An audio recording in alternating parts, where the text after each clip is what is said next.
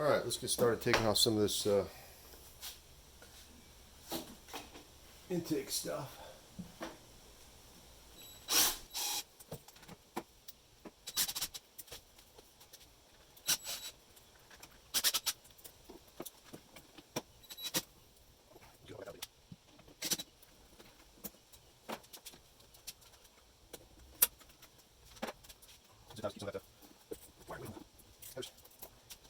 Right. One thing I will note that I know is already going to be an issue is that throughout the years, over the years anyway, I've closed up a lot of the holes in the fire or the fender wells and stuff, and wow, that was a really early effort on my part. We'll do better next time. Same thing on the other side, clean it up as best I could. But I might need that hole back, so we'll see where that piping winds up, and I may need to recreate that hole and fill that one in. We'll see. That'll be fun. The headers in the first pipes are going to come off the exhaust, so I'm going to take this opportunity to hit all these bolts with a little bit of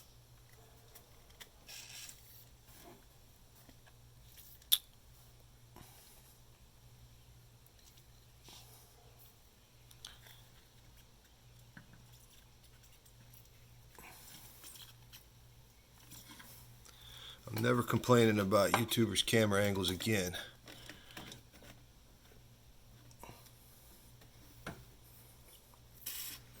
You can actually see this better in the video than I can in real life. Alright, PB Blast, or WD-40 Specialist. Can's about out though, I might have to get some new. This is my other favorite. Got two favorites. Alright, we're going to use this to hit the exhaust flanges. Let's see if we can get down under here with you. Yeah, that's way up in there. There we go. Oh, that's kind of hard to see. There we go. That's a little better. That guy and the other one, I like it. Yeah, I know my O2 sensor is pointing downward. That's a no-no, but it's worked pretty well.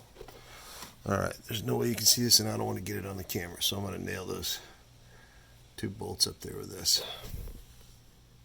There's the other two down there. I'm going to hit those with some PB Blaster as well.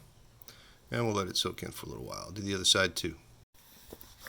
Alright, to get the headers disconnected, I'm going to do that first.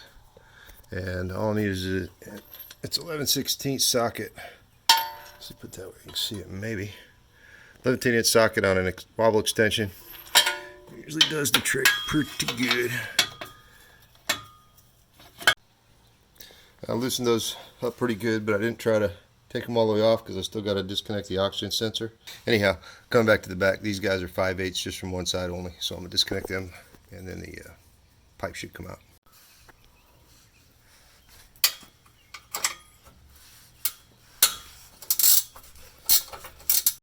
Like I said, O2 sensors next. It's a 22 millimeter. There's all kinds of special tools you can use to take these out, but if you've got an open end wrench and you've got access to it, you can get it out. Now I'm being dumb because I'm only trying to use one hand here, and I gotta go up with this. Alright, need two hands. Okay, I basically removed everything. Let the mufflers drop because I had to take out the H pipe in order to get those forward collectors out, and that's fine. It's just giving more room to work on stuff anyways. So got a pretty straight shot right there, and yeah, I got a little bit of oil on the bottom of the crankcase. That's pretty standard. Yeah, see if I can get a look up in there. There you go. So headers will be next. Just going to pull the plug wires first. I might get some the cap off. I don't have to.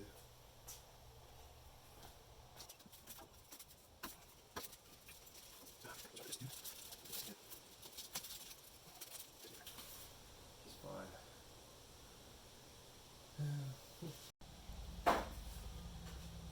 Alright, we'll get the first one of these header bolts off. That's a 3/8 12 point on there. That works pretty well. Seen a lot of different ways on how to do this, but I'm going to do it like this.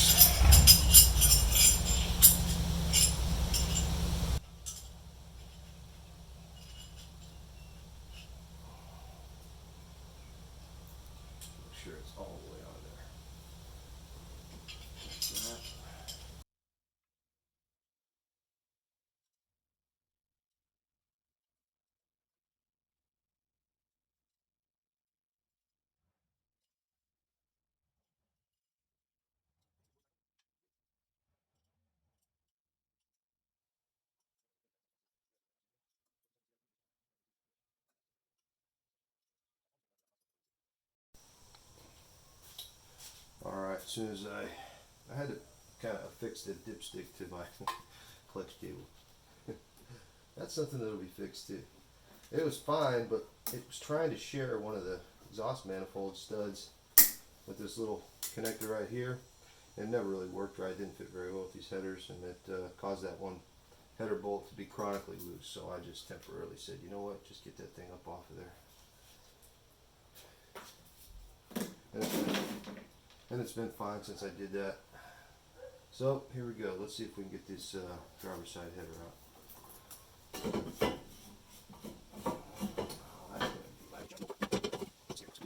Okay, let's see.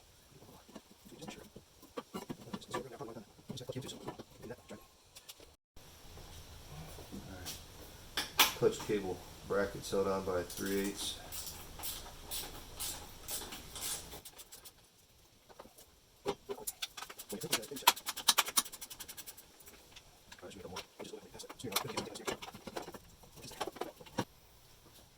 I took the dipstick tube out. We're going to give it one more shot.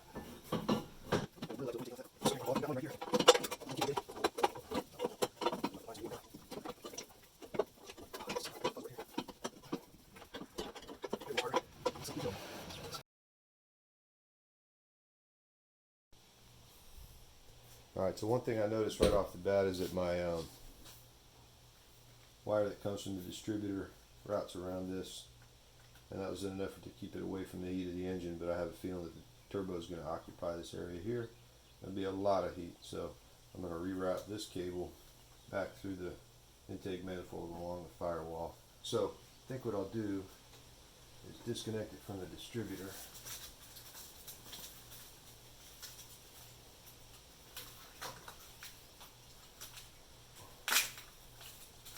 Pull it through.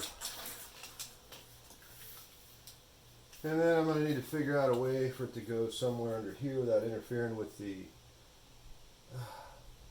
throttle and throttle return spring. Poop.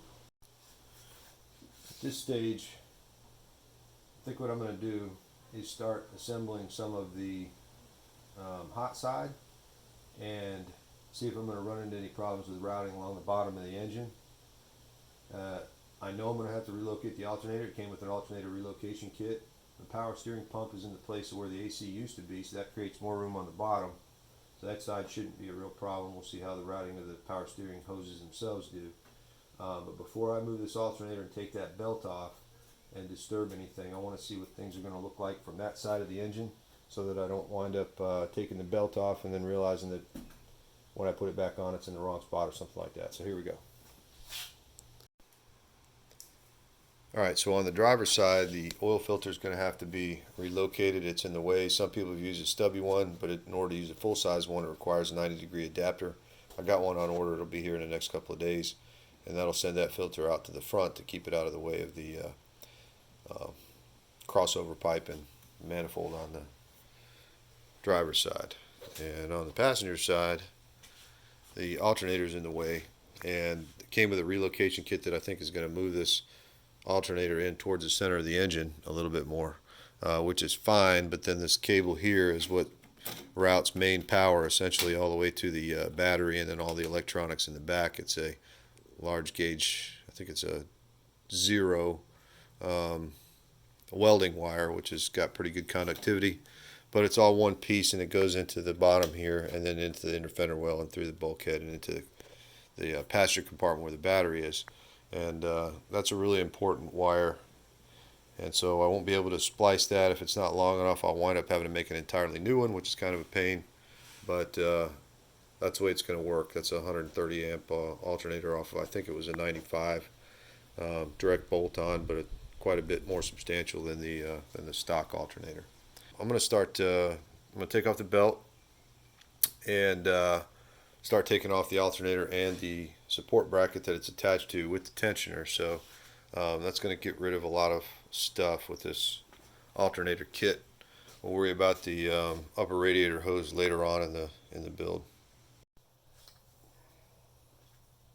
Let's get the belt off. Try to stay out of the way of the camera. I'd normally be standing right where you're standing.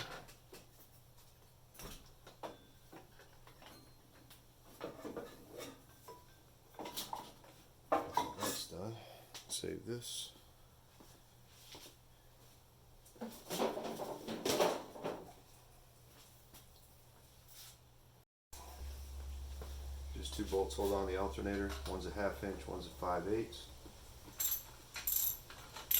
Some of these are threaded in. Mine's got a bolt on the back. Or a nut, I should say.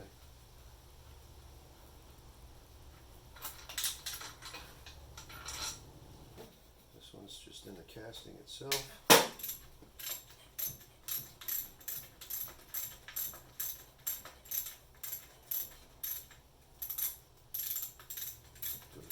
Through, feel it loose.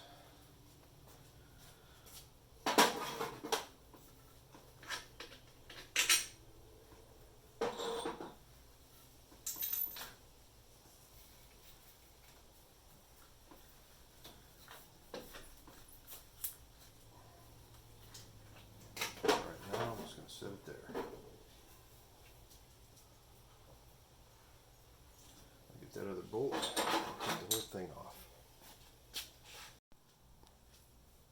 This particular bolt holding on the alternator bracket is tucked in there. What I found was I can reach it with a standard small extension, a 1/2 inch socket. Anything bigger fouls on the idler link or the idler pulley, and anything smaller won't get in there. So it's a matter of getting on that bolt.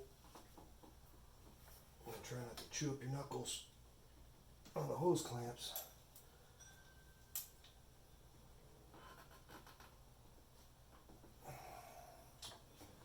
It's going to be a knuckle buster. I'm just going to put some leverage on it.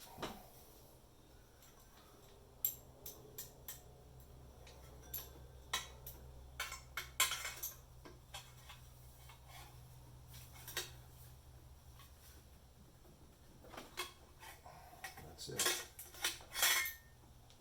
There's a 9/16 after that.